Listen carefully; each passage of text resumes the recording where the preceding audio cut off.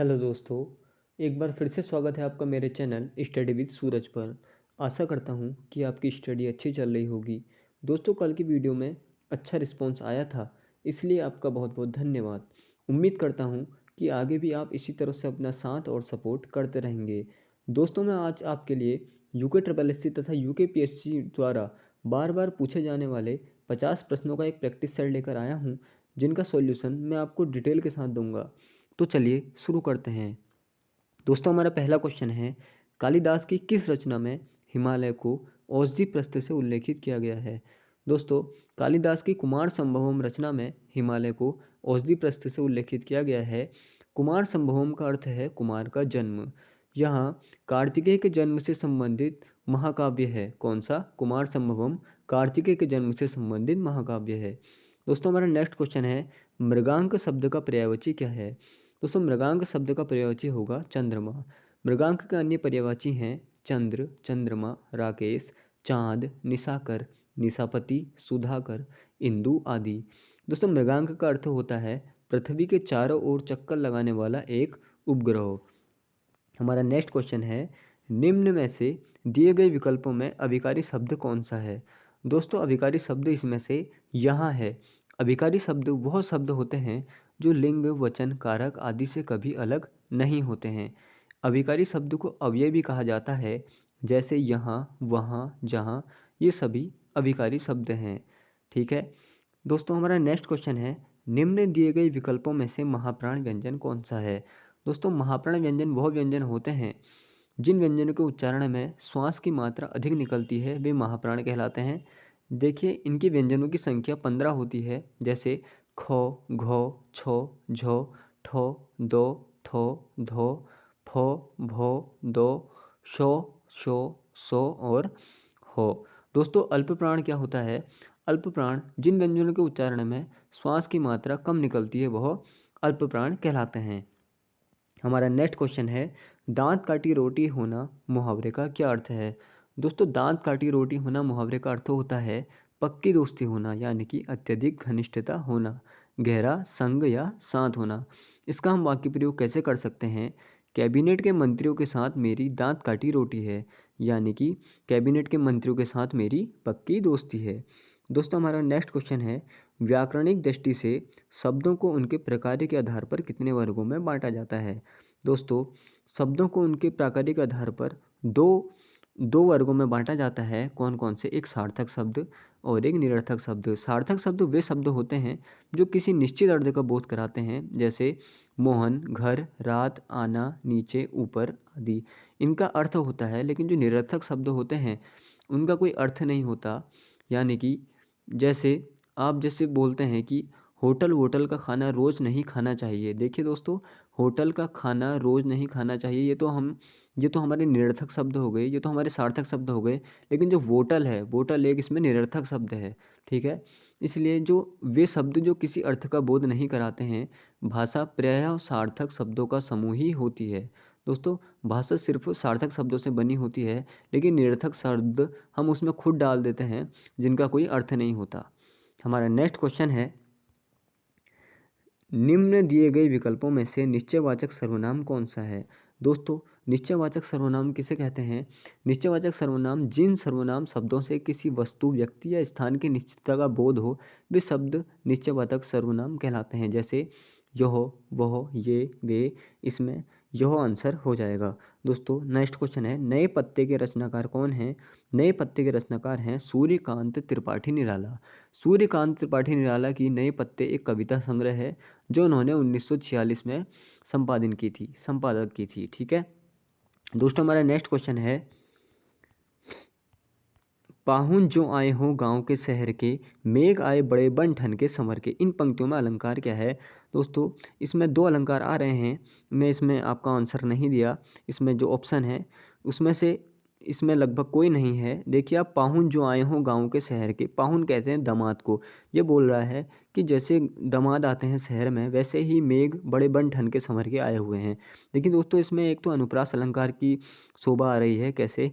बो आ रहा है बड़े और बन में, इसलिए बो का उच्चारण हो रहा है बार बार, तो यह एक अनुप्रास अलंकार हो सकता है। तथा यह मेघ आए बड़े बन ठन के संवर के, यानी कि एक मानवीकरण को दर्शा रहा है। ये बड़ा चढ़ा के बात कह रहा है दोस्तों, जो मेघ हैं वो बड़े बन ठन के संवर के आ रहे हैं, अतः यह मानवीकरण अलंकार भी हो सकता है। या तो ये मानवीकरण अलंकार होगा या ये अनुप्रास अलंकार होगा। दोस्तों हमारा नेक्स्ट क्वेश्चन है, निम्न दिए गए विकल्पों में से हिकारत शब्द का अर्थ क्या है। दोस्तों हिकारत शब्द क्या होता है। हिकारत शब्द का अर्थ होता है उपेक्षा करना या नफरत करना या घृणा करना, इसलिए इसका आंसर हो जाएगा उत्प्रेक्षा करना। दोस्तों हमारा नेक्स्ट क्वेश्चन है, मूर्धन्य व्यंजन कौन सा है निम्न में से। देखिए दोस्तों मूर्धन्य व्यंजन होगा इसमें टो। मूर्धन्य व्यंजन कौन कौन से होते हैं, टो, ठो, डो, दो, अणो, अढ़ो, रो और शो, ये सभी मूर्धन्य व्यंजन होते हैं। मूर्धन्य व्यंजन का जो उच्चारण होता है वह जीभ के अग्र भाग द्वारा होता है। मूर्धा यानी कि तालु का बीच वाला ऊपर का कठोर भाग, मूर्धा जब तालु के बीच वाला जो तालु का जो बीच वाला ऊपर का कठोर भाग होता है उसे स्पर्श करती है, तो इसका उच्चारण होता है। दोस्तों हमारा नेक्स्ट क्वेश्चन है, निम्न दिए गए विकल्पों में से देशज शब्द कौन सा है। दोस्तों देशज शब्द क्या होता है। देशज शब्द जो शब्द क्षेत्रीय प्रभाव के कारण परिस्थितियों और आवश्यकता अनुसार बनकर प्रचलित होते हैं वे सभी देशज शब्द कहलाते हैं। जैसे पगड़ी, गाड़ी, थैला, ढिंग, खटखटाना, तो इसमें ढिंग क्या हो जाएगा, देशज शब्द हो जाएगा। दोस्तों हमारा नेक्स्ट क्वेश्चन है, लिपि का अर्थ क्या है। दोस्तों लिपि का अर्थ होता है किसी भी भाषा की लिखावट या लिखने का ढंग लिपि कहलाती है, यानी कि ध्वनियों को लिखने के लिए जिन चिन्हों का प्रयोग किया जाता है वह लिपि कहलाती है। हमारा नेक्स्ट क्वेश्चन है, दिए गए विकल्पों में से पुर्तगाली शब्द कौन सा है। दोस्तों पुर्तगाली शब्द इसमें से होगा पादरी। पादरी एक पुर्तगाली भाषा का शब्द है। पुर्तगाली एक यूरोपीय भाषा है जो मूल रूप से पुर्तगाल की भाषा है। इसकी लिपि रोमन होती है। हमारा नेक्स्ट क्वेश्चन है, निम्न दिए गए विकल्पों में से प्रत्येक शब्द में कौन सी संधि होगी। दोस्तों इसमें जो मान लो आप, इसमें जैसे संधि शब्द का अर्थ होता है मेल करना। दो निकटवर्ती वर्णों के परस्पर मेल से जो विकार परिवर्तन होता है वो संधि कहलाती है। जैसे मान लो इसमें विकल्प दिए हैं, प्रत्येक, प्रत्येक दिया है, तो देखिए प्रति धन एक इक्वल टू प्रत्येक होगा। प्रत्येक शब्द में होती है यण संधि। क्यों होती है यण संधि। यण संधि जब संधि करते समय ई के साथ कोई अन्य स्वर, तो यह यो बन जाता है, और जब ऊ के साथ कोई अन्य स्वर आता है तो यह रो बन जाता है। जैसे अधि धन आए, जैसे ई के साथ आ मिल रहा है तो ये या बन गया है, अध्याय हो गया है ना दोस्तों। वैसे ही इसमें से जो प्रत्येक शब्द है उसमें संधि है यण संधि। प्रत्येक संधि में यण संधि है, और यह कैसे है, प्रतिधन एक, ई में ए मिला है तो ये बन गया है। ठीक है दोस्तों, और मैंने पहले ही कहा था ई और ई के साथ कोई अन्य स्वर हो तो यह यो बन जाता है, ये हो गया है, प्रत्येक हो गया है। दोस्तों हमारा नेक्स्ट क्वेश्चन है, निम्न दिए गए विकल्पों में से खंडन शब्द का विलोम क्या है। दोस्तों खंडन शब्द का विलोम होता है मंडन। खंडन शब्द का विलोम मंडन होगा। खंडन एक क्रिया है जिसका अर्थ होता है टुकड़े टुकड़े करना या विभाजन करना होता है, और मंडन का अर्थ जोड़ना होता है। दोस्तों हमारा नेक्स्ट क्वेश्चन है, बहुमुखी प्रतिभा का धनी व्यक्ति जिसने प्रेस, रेडियो, टीवी, वृत्त, चित्र, फिल्म, विज्ञापन, संप्रेषण का कोई माध्यम नहीं जिसके लिए उन्होंने सफलतापूर्वक लेखन कार्य न किया हो, वह व्यक्ति निम्न में से कौन से हैं। दोस्तों वह व्यक्ति निम्न में से हैं मनोहर श्याम जोशी जी। मनोहर श्याम जोशी जी जो है इन्होंने दिनमान और साप्ताहिक हिंदुस्तान का संपादन भी किया है। हमारा नेक्स्ट क्वेश्चन है, कारक चिन्ह को अन्य नाम क्या है। देखो दोस्तों कारक चिन्हों को प्रसर्ग भी कहते हैं। व्याकरण में संज्ञा या सर्वनाम शब्द की वह अवस्था जिसके द्वारा वाक्य में उसका क्रिया के साथ संबंध प्रकट होता है, अर्थात किसी वाक्य, मुहावरा या वाक्यांश में संज्ञा या सर्वनाम का क्रिया के साथ संबंध जो होता है वह कारक कहलाता है। दोस्तों हमारा नेक्स्ट क्वेश्चन है, उदंत मार्तंड नामक समाचार पत्र के प्रथम संपादक कौन थे। दोस्तों उदंत मार्तंड के संपादक थे पंडित जुगल किशोर जी। उदंत मार्तंड हिंदी का प्रथम समाचार पत्र था। इसका प्रकाशन 30 मई 1826 में कलकत्ता से एक साप्ताहिक पत्र के रूप में शुरू किया था, तथा इसके संपादक पंडित जुगल किशोर जी थे। ठीक है दोस्तों, इस पत्र में ब्रज और खड़ी बोली दोनों के मिश्रित रूप का प्रयोग किया गया था। हमारा नेक्स्ट क्वेश्चन है, सुमिता नंदन पंत को सम्मानित किया गया था दोस्तों साहित्य अकादमी पुरस्कार से और भारतीय ज्ञानपीठ पुरस्कार से, ये और भी दोनों से इनको सम्मानित किया गया था।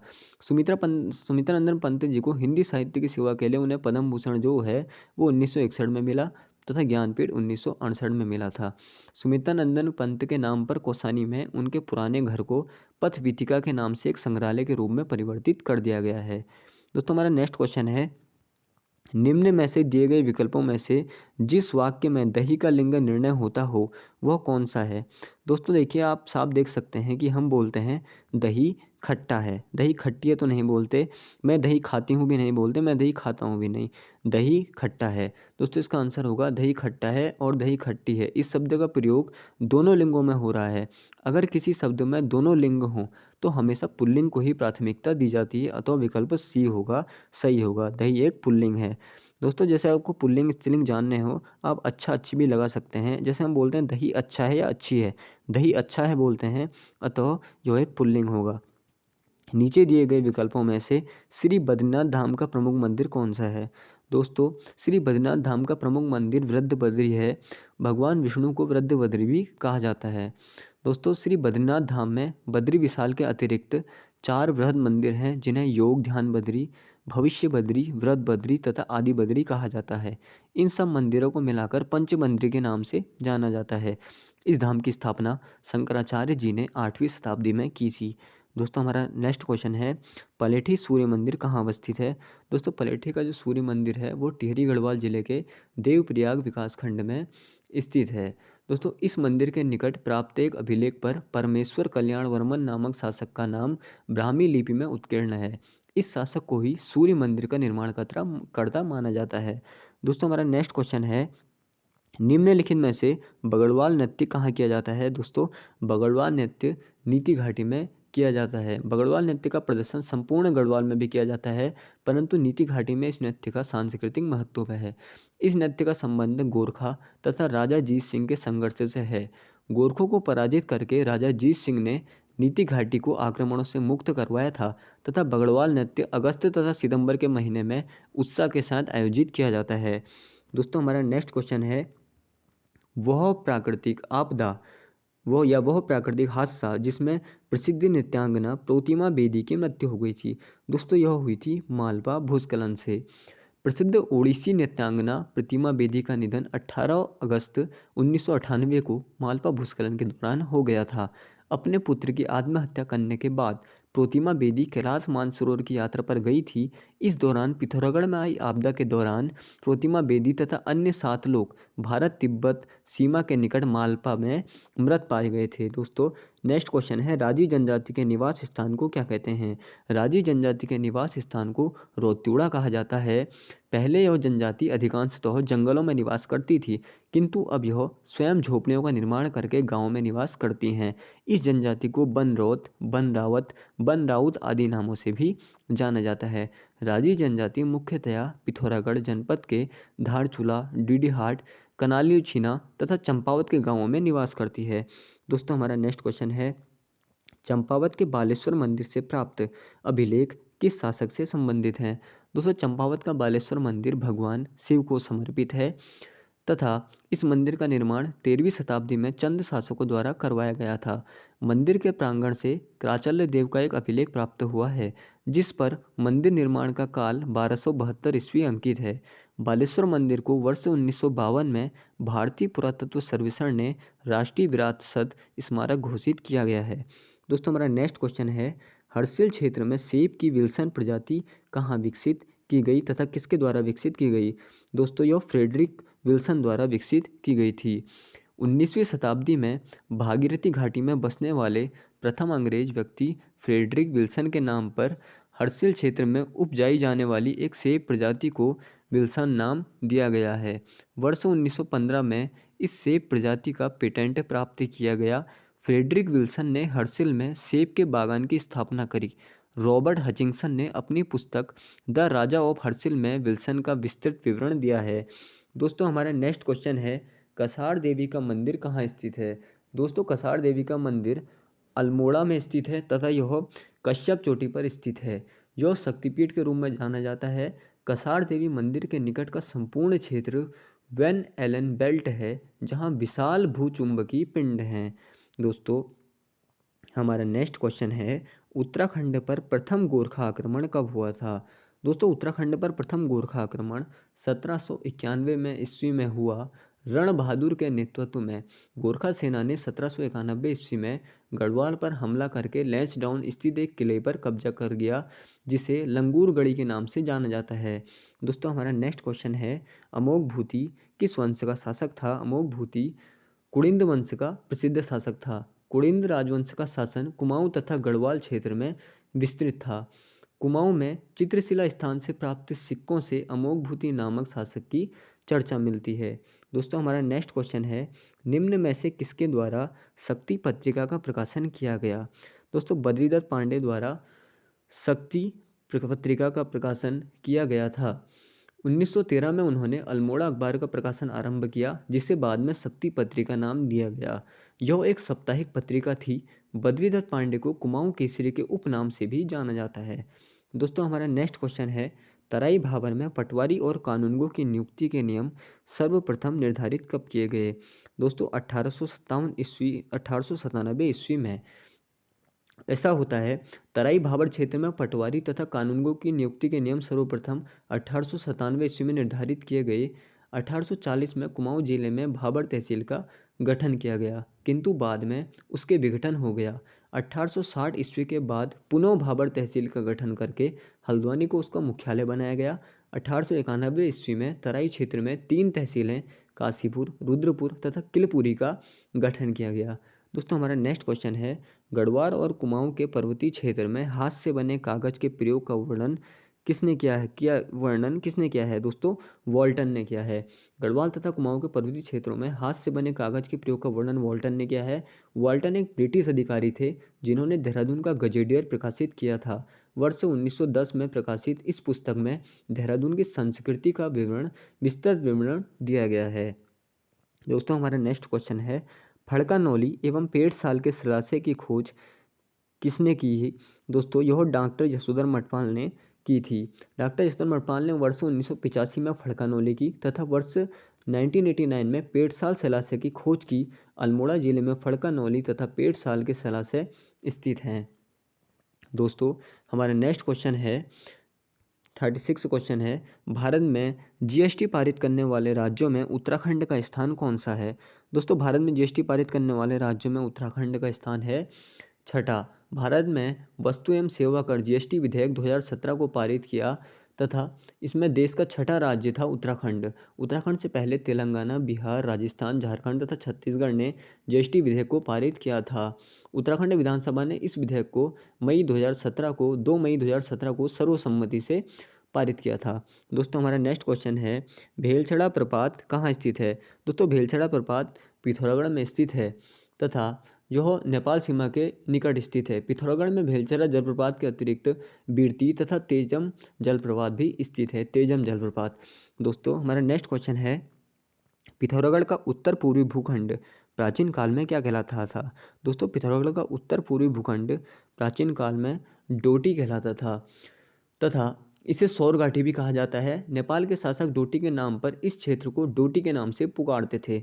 दोस्तों हमारा नेक्स्ट क्वेश्चन है, प्रदीप शाह के शासनकाल में गढ़वाल ने काफ़ी समृद्धि प्राप्त की, वो सिंहासन पर कब बैठे थे? दोस्तों प्रदीप शाह ने 1717 से 1777 ईस्वी तक गढ़वाल क्षेत्र पर शासन किया। प्रदीप शाह के शासनकाल में गढ़वाल ने अत्यधिक समृद्धि प्राप्त की थी। प्रदीप शाह के शासनकाल में मराठा तथा मुगलों की शक्ति बढ़ी थी। पानीपत का जो तीसरा युद्ध हुआ था 1761 में, इसके दौरान वह इस क्षेत्र का शासक था, जिसने गढ़वाल को इन शक्तियों के प्रभाव से अलग रखा था। हमारा नेक्स्ट क्वेश्चन है, जौनसार क्षेत्र में कितने सयाना क्षेत्रों का एक सदर सयाना होता है? जौनसार क्षेत्र में सयाना तथा सदर सयाना परंपरागत प्रशासनिक ढांचा है। 4 सयाना क्षेत्रों में एक सदर सयाना होता है। 4 सदर सयाना से चौतरा का गठन होता है, जो जौनसार क्षेत्र की परिषद होती है। चौतरा की न्यायिक शक्तियाँ असीमित होती हैं।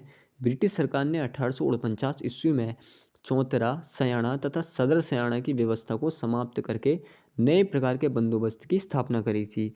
दोस्तों नेक्स्ट क्वेश्चन है, अल्मोड़ा में होम रूल लीग आंदोलन कब शुरू हुआ था? दोस्तों अल्मोड़ा में बाल गंगाधर तिलक तथा एनी बेसेंट के होम रूल लीग आंदोलन से प्रेरित होकर वर्ष 1914 में अल्मोड़ा में होम रूल लीग आंदोलन की शुरुआत हुई। विक्टर मोहन जोशी, बद्रीनाथ पांडे, चिरंजी लाल ने होम रूल लीग आंदोलन को सक्रियता प्रदान की थी। हमारा नेक्स्ट क्वेश्चन है, वर्ष 1917 में अल्मोड़ा में आयोजित कुमाऊं परिषद के पहले अधिवेशन की अध्यक्षता किसके द्वारा की गई? दोस्तों, कुमाऊं परिषद का गठन 30 सितंबर 1916 को मझेड़ा अल्मोड़ा में हुआ था। इसका पहला अधिवेशन वर्ष 1917 में जयदत्त जोशी की अध्यक्षता में अल्मोड़ा में संपन्न हुआ। कुमाऊं परिषद के गठन में गोविंद वल्लभ पंत जी, हरगोविंद पांडे, लक्ष्मी शास्त्री आदि की महत्वपूर्ण भूमिका थी। वर्ष 1926 में कुमाऊं परिषद का विलय कांग्रेस पार्टी के साथ हो गया था। दोस्तों, हमारा नेक्स्ट क्वेश्चन है, चंद राज्य में नगद प्राप्त किया जाने वाला भूकर क्या कहलाता था? दोस्तों, उत्तराखंड के चंद शासकों द्वारा नगद भूकर को सिरती कहा जाता था। चंद शासकों द्वारा कुमाऊं में 68 करों का आरोपण किया गया था, जिसमें से 36 कर नगद रूप में लिए जाते थे। सिरती के अतिरिक्त रकम तथा मामला भी नगद भूमि कर के रूप में प्रचलित थे। हमारा नेक्स्ट क्वेश्चन है, निम्नलिखित में से गढ़वाल दर्शन नामक पुस्तक के लेखक कौन हैं? दोस्तों, गढ़वाल दर्शन पुस्तक के लेखक डॉक्टर शिवानंद नौटियाल जी हैं। इनका जन्म 26 जून 1936 को पौड़ी गढ़वाल के श्रीनगर में हुआ था। प्रसिद्ध रचनाकार डॉक्टर शिवानंद नौटियाल की इस पुस्तक का प्रकाशन 1986 में किया गया था तथा इन्हें 2004 में उत्तराखंड रत्न अवार्ड से सम्मानित किया गया था। दोस्तों, हमारा नेक्स्ट क्वेश्चन है, टिहरी रियासत में पौड़ी टूटी किस प्रकार का कर था? दोस्तों, टिहरी रियासत में पौड़ी टूटी एक आयात निर्यात कर था। दोस्तों, आयात निर्यात कर इसलिए था क्योंकि जब सुदर्शन शाह थे, जो सुदर्शन शाह ने युद्ध में जो खर्चा आया था उसके व्यय को पूरा करने के लिए पौड़ी टूटी नामक कर को आरोपित किया था। हमारा नेक्स्ट क्वेश्चन है, झुमड़ा है। झुमड़ा एक दोस्तों थारुओं का नृत्य गीत है। झुमड़ा थारू जनजाति का प्रसिद्ध नृत्य गीत है। यह नृत्य विवाह, त्योहार तथा जन्म के अवसर पर विशेष रूप से किया जाता है। झुमड़ा नृत्य में स्त्री तथा पुरुष दोनों हिस्सा लेते हैं। दोस्तों, हमारा नेक्स्ट क्वेश्चन है, 47वां क्वेश्चन है, अलविदा कुमाऊं, कुमाऊं से गोरखों की वापसी नामक पुस्तक के लेखक कौन हैं? दोस्तों, अलविदा कुमाऊं से गोरखों की वापसी नामक पुस्तक के लेखक हैं प्रोफेसर एल वर्मा जी। इस पुस्तक में कुमाऊं में गोरखा शासन की कड़वी स्मृति को स्थान दिया गया है। गोरखों द्वारा 1790 ईस्वी में कुमाऊं पर अधिकार किया गया 99 और जो 1813 ईस्वी में समाप्त हुआ। इस पुस्तक में गोरखों के कुमाऊं में प्रवेश तथा पराजित होकर वापस जाने की मध्य का इतिहास का वर्णन है। दोस्तों, हमारा नेक्स्ट क्वेश्चन है, अल्मोड़ा जनपद के चनौदा में गांधी आश्रम की स्थापना किसने करी? दोस्तों, अल्मोड़ा जनपद के चनौदा में गांधी आश्रम की स्थापना करी शांतिलाल त्रिवेदी जी ने सन 1937 में। दोस्तों, गांधी आश्रम की स्थापना की। वर्ष 1929 में महात्मा गांधी जी ने कुमाऊं की यात्रा की थी तथा विदेशी वस्त्रों के त्याग का आह्वान किया था। गांधी जी के अनुरोध पर ही चनौदा में एक आश्रम की स्थापना की गई, जिसका उद्देश्य राष्ट्रीय चेतना का प्रसार करना था।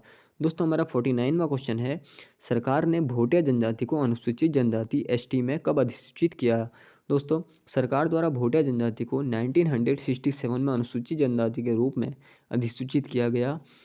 यह हिमालय की घाटियों में निवास करने वाली प्रमुख जनजाति है तथा दोस्तों वर्ष 1967 में भोटिया के साथ साथ उत्तराखंड की जौनसारी, बुक्सा तथा राजी जनजातियों को भी अनुसूचित जनजाति के रूप में अधिसूचित किया गया। दोस्तों, हमारा आखिरी क्वेश्चन होगा 1850वां क्वेश्चन है, 1815 ईस्वी में सुगोली की संधि में उत्तराखंड अंग्रेजी शासन के अधीन आया। वर्तमान सुगोली कहाँ अवस्थित है? दोस्तों, सुगोली की संधि 4 मार्च 1815 को संपन्न हुई। इस संधि के प्रावधानों के आधार पर उत्तराखंड से गोरखा शासन समाप्त हुआ तथा उत्तराखंड में ब्रिटिश शासन की स्थापना हुई। सुगोली वर्तमान में बिहार के पूर्वी चंपारण जिले में अवस्थित है। दोस्तों, अगर आपको मेरी वीडियो पसंद आई तो कृपया करके वीडियो को लाइक करें, शेयर करें तथा सब्सक्राइब करें तथा अपना साथ और अपना आशीर्वाद बनाए रखें। दोस्तों, इसी कामना के साथ आपकी पढ़ाई अच्छी हो और आपको इस बार आबकारी या परिवर्तन सिपाही की जॉब मिल जाए, इसी कामना के साथ मैं आपसे विदा लेता हूँ। जय हिंद, जय भारत, जय उत्तराखंड, जय देवभूमि। धन्यवाद।